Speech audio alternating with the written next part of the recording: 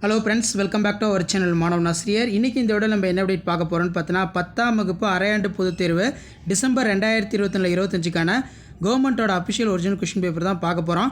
So அது பார்க்குறதுக்கு முன்னாடி மாணவன் ஆசிரியர் யூடியூப் சேனல் சப்ஸ்கிரைப் பண்ணி கீழே இருக்கிற பெல் ஐகானை ப்ரெஸ் பண்ணிக்கோங்க.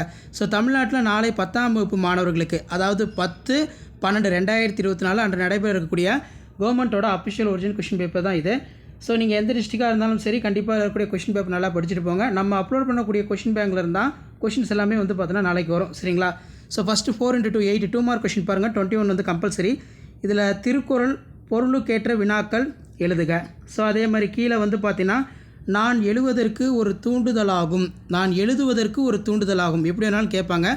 அதற்குரிய காரணம் உண்டு. செயலென முடியும் குறள் கேட்டிருக்காங்க.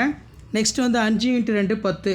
இதில் பார்த்தீங்கன்னா பாரதியார் கவிஞர் நூலகம் சென்றவர் அவர் யார்? ஸோ இந்த மாதிரி கூட வினாக்கள் கேட்கலாம், அதனால் இது நல்லா படிச்சுக்கோங்க.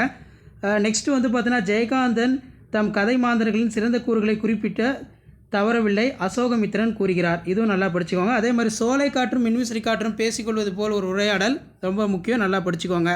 ஸோ அதுக்கு கீழே வள்ளுவம் சிறந்த அமைச்சருக்குரிய இலக்கணங்கள் நமக்கு பொருந்துவதை குறள் வழி விளக்குக. நெடுநாளாக பார்க்க எண்ணியிருந்த உறவினர் ஒருவர் எதிர்பாராத வகையில் உங்கள் வீட்டிற்கு வருகிறார்.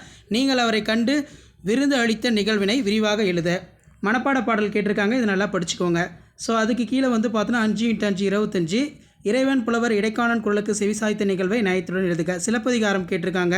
நெக்ஸ்ட் மழை வெள்ளத்தால் வீழ்ந்த மரங்களை அகற்றவும் பழுதடைந்த மின்விளக்குகளை செய்யவும் சரி செய்ய வேண்டிய மாநகராட்சி அலுவலருக்கு கடிதம் எழுதுக.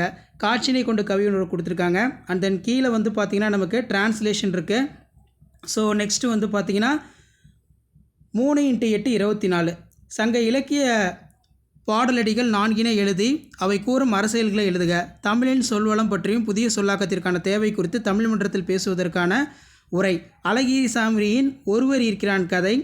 அதுக்கு கீழே பார்த்தீங்கன்னா முன்னுரை, உளவே முதன்மை தொழில், அதே மாதிரி சாலை பாதுகாப்பு கேட்டிருக்காங்க. ஸோ இதான் நாளைக்கு இந்த கொஷின் பேப்பர்லேருந்து கொஷின்ஸ் எல்லாம் அப்படியே ரிப்பீட் ஆகும். மறக்காத மாணவன் ஆசிரியர் யூடியூப் சேனல் சப்ஸ்கிரைப் பண்ணுங்கள், வீடியோ ஃப்ரெண்ட்ஸ்க்கு ஃபார்வர்ட் பண்ணுங்கள். தேங்க்யூ.